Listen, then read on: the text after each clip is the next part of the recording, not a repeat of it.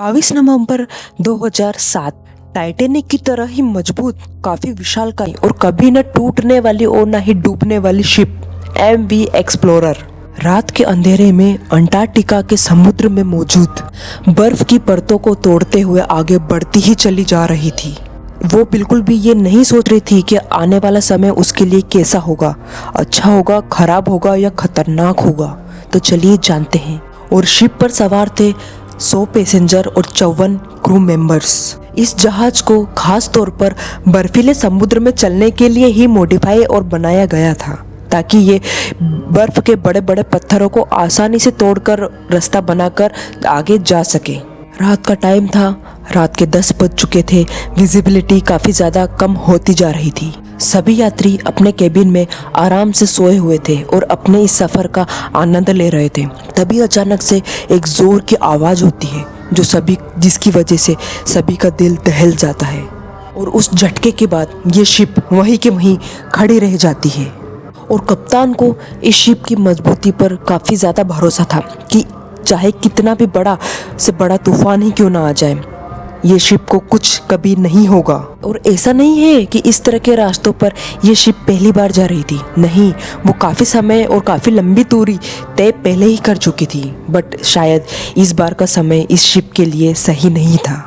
अपने आत्मविश्वास के चलते उस शिप में से आने वाली आवाज को वहाँ का शिप मेंबर उससे बिल्कुल भी सीरियसली नहीं लेता है, बल्कि उसे पूरी तरह निगलेक्ट करता है और ये सोचता है कि ये शिप इतने से बड़े खतरों के लिए झेलने के लिए बना हुआ है। और शिप को रोका नहीं जाता है और वो निरंतर चलता ही रहता है। और जहाज के कप्तान को इसकी बिल्कुल भी जानकारी नहीं थी कि शिप के निचले हिस्से में एक बहुत ही बड़ा छेद हो चुका है, जिसके कारण पानी निरंतर बढ़ता ही जा रहा है और शिप नीचे से भरता ही जा रहा है, जिसकी वजह से शायद ये जहाज जल्द से जल्द डूब जाएगा। तो चलिए 1912 में दुनिया का सबसे विशालकाय शिप, जिसके ऊपर दावा किया जाता था कि वो इतना मजबूत है कि बड़े से तूफान को आसानी से झेल सकता है, वो भी शुरू करते हैं इससे जुड़ी हुई सारी जानकारी। 1960 का ये वो दौर था जब वो धरती के रिमोट एरिया जैसे कि अंटार्कटिका इत्यादि में समुद्र द्वारा रास्तों को तय करना इतना भी आसान नहीं। शिप बीच में से टूट जाता है और पूरा के पूरा समुद्र के अंदर तल तक जाकर डूब जाता है। उस चीज को जानने के बाद आप ये अंदाजा अच्छे से लगा सकते हैं कि समुद्र के रास्ते से शिप को जाना, और वो भी अंटार्कटिका वाला रास्ता, इतना ज्यादा खौफनाक हो सकता है कि आप और हम सोच भी नहीं सकता जितना कि हम लोगों को लगता है। क्योंकि समुद्र के रास्तों से यदि कोई शिप अंटार्कटिका में जाती तो उसे समुद्र में भारी बर्फ का सामना करना पड़ सकता है। जैसे कि आप और हम सभी लोग जानते हैं कि साल 19 हैं, जहाँ पग पग पर एक बड़ी सी चट्टानें मौजूद है। पर कहा जाता है ना कि इंसान ने अगर सोच लिया है कि मुझे ये करना है तो वो किसी भी परेशानियों को नहीं ध्यान रखेगा और वो उसे कर ही रहेगा। अमेरिकन बिजनेसमैन जिसे एक अच्छा ऑफर नजर आता है, वो भी अंटार्कटिका में, क्योंकि दुनिया में बहुत से ऐसे लोग हैं जो अंटार्कटिका को देखना चाहते हैं। इसलिए उस बिजनेसमैन ने सोचा क्यों ना ऐसी शिप बनाई जाए जिसकी अंटार्कटिका की मोटी से मोटी बर्फ भी उसका रास्ता न रोक पाए और उसे नुकसान बिल्कुल भी न पहुंचा पाए, और जो सदस्य देखने वाले हैं उन्हें किसी भी प्रकार का कोई खतरा ना हो। और एरिक ने इतनी मजबूत शिप बनाई कि जब वो चलती तो उसके सामने आने वाली बड़ी से बड़ी बर्फ की चट्टानें धूल में तब्दील हो जाती, वो भी कुछ मिनटों में ही। और इस शिप को लिंड ब्लेयर एक्सप्लोरर का नाम दिया गया। कहा जाए तो ये शिप इतनी भी ज्यादा बड़ी नहीं थी, बट मजबूती के मामले में इसे दुनिया की सबसे मजबूत शिप कहा भी जा सकता है। क्योंकि जब शिप बर्फ में जाती है तो उससे बर्फ के सामने एक आइस ब्रेकर लगाया जाता है कि जब बर्फ उसके सामने आए तो उससे शिप को बचाया जा सके। लेकिन क्यों एक्सप्लोरर एक ऐसी शिप थी जिसमें आइस ब्रेकर की कोई जरूरत ही नहीं थी, क्योंकि इसे इस तरह से मॉडिफाई किया गया था क्योंकि जैसे जैसे शिप आगे बढ़ती जाती इसके वजन मात्र से ही आगे बड़ी से बड़ी चट्टानें धूल में तब्दील हो जाती। दरअसल सुरक्षा की नज़र में इसके ऊपर एक हल्की सी डबल लेयर लगाई गई थी। उन 2 लेयरों का ये मतलब था कि यदि बाहरी चट्टानों की वजह से यदि बाहरी लेयर खराब भी हो जाती है या फिर कोई नुकसान पहुंचता है तो दूसरी लेयर के मुकाबले शिप आसानी से अपने डेस्टिनेशन पर पहुंच सकता है और उस पर बैठे हुए रहने वाले लोगों की जान आसानी से बचाई जा सकती है। कि जिस मकसद से इस शिप को मॉडिफाई किया गया था उस मॉडिफिकेशन के दौर पर ये शिप काफ़ी ज़्यादा खरी उतरी। देखते ही देखते लोग इसके दीवाने होते चले गए। इसकी सहायता से दूर दूर से आने वाले लोग अंटार्कटिका की खूबसूरती का नज़ारा देखने लगे और सफ़र करने लगे। पर क्या ये सभी के लिए लकी साबित हो सकती है या फिर ये भी टाइटैनिक की तरह एक इतिहास बनकर रह जाएगी? चलिए जानते हैं। इसके चलते साल ब साल इसके मालिक बदलते रहे, अलग अलग लोग इसे खरीदते रहे, साथ ही साथ इसका नाम भी बदलाता रहा। इसके बाद भी इस जहाज ने अपनी परफॉर्मेंस में किसी भी प्रकार की कोई कमी नहीं छोड़ी। उसी के चलते 11 नवंबर 2007 को एक बार फिर ये शिप अंटार्कटिका के सफ़र के लिए चलती है। तो क्या ये शिप अपने सफ़र को पूरा कर पाएगी या फिर ये इसके साथ कोई दुर्घटना हो जाएगी? चलिए जानते हैं। इसके चलते इस शिप का सफ़र 19 दिनों का होने वाला था। इस शिप पर रहने वाले सभी लोग अंटार्कटिका का नज़ारा देखने के लिए एक ख्वाब सा लेकर जा रहे थे। ये तो उन्हें कभी भी एहसास नहीं हुआ कि शायद वो दोबारा लौटकर अपने घर आ ही नहीं पाएंगे। और वो लोग काफ़ी ज़्यादा एक्साइटेड भी थे अंटार्कटिका के सफ़र को लेकर।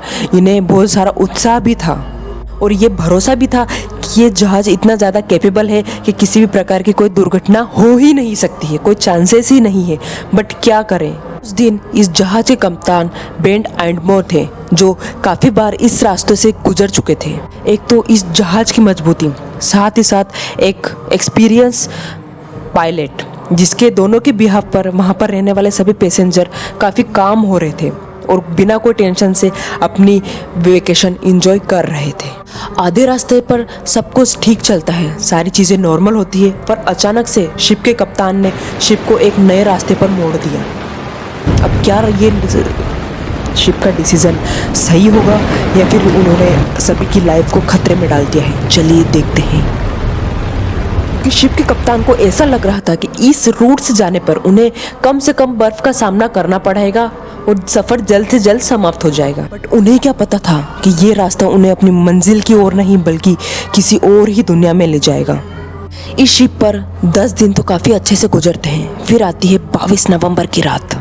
शिप ने सभी मेंबर्स को बताया कि हम एक बर्फीले रास्ते पर गुजरने वाले हैं, जिसकी वजह से आपको शिप के ऊपर से काफ़ी बार अलग अलग तरह की आवाज़ें सुनाई देगी। बट आप उसे रिएक्ट मत करना, ये सारी चीज़ें नॉर्मल होती है, किसी भी प्रकार की कोई परेशानी नहीं है। सो एंजॉय योर लाइफ और एंजॉय योर वेकेशन।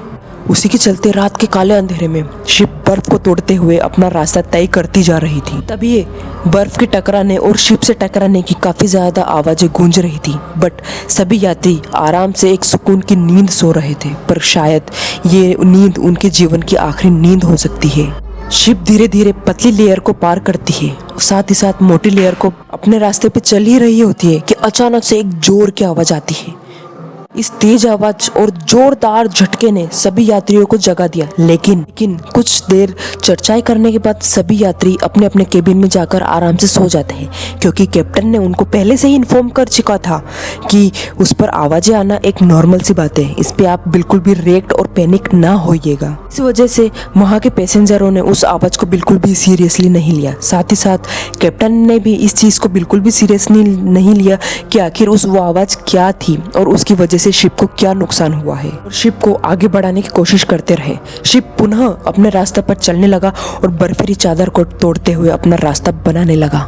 उस कुछ समय बाद जो यात्री अपने केबिन में सोए हुए थे अचानक से चिल्लाने लगे और भयभीत होने लगे, क्योंकि शिप के अंदर बहुत तेजी से पानी बढ़ता ही चला जा रहा था, क्योंकि शिप नीचे से एक हल्की और काफ़ी ज़्यादा बड़ी चट्टान से टकरा चुकी थी, जिसने शिप के नीचे हिस्से को, जिसे हल्क कहा जाता है, उसे पूरी तरह से तोड़ दिया गया था, जिसकी वजह से शिप के अंदर पानी बढ़ता ही जा रहा था।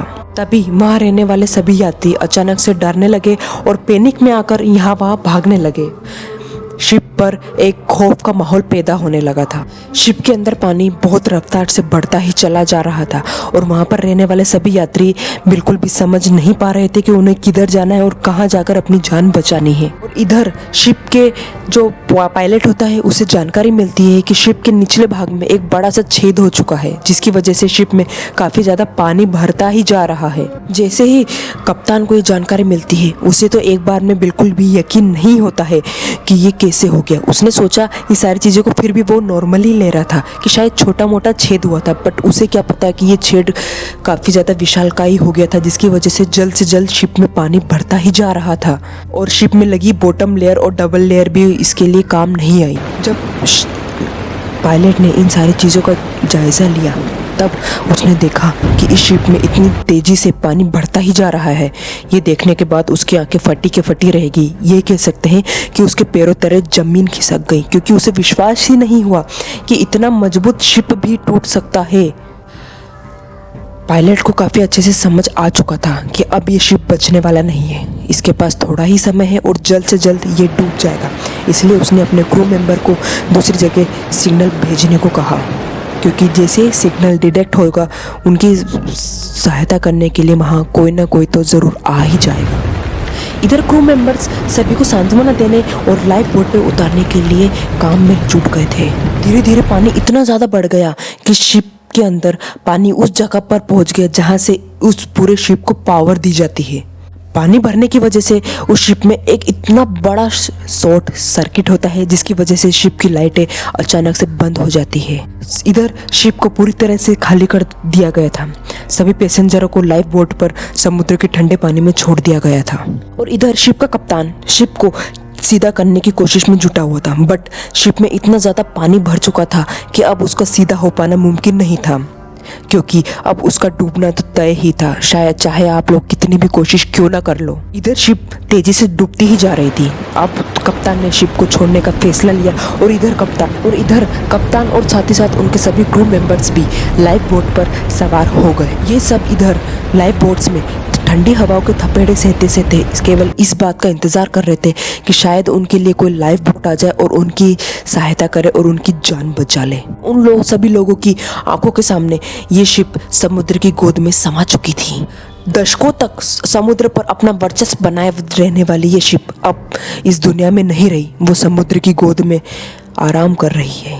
लाइफ में सवार सभी पैसेंजर इस दिल दहला देने वाले मंजर को अपनी आंखों से देख रहे थे।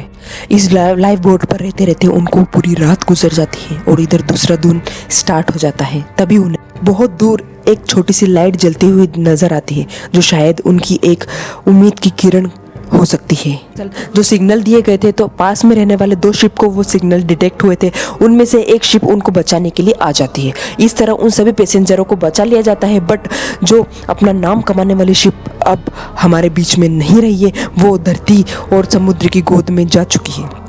इसी तरह की रोचक जानकारियों के लिए हमारी वीडियो को लाइक और चैनल को सब्सक्राइब करें। Thank you for watching.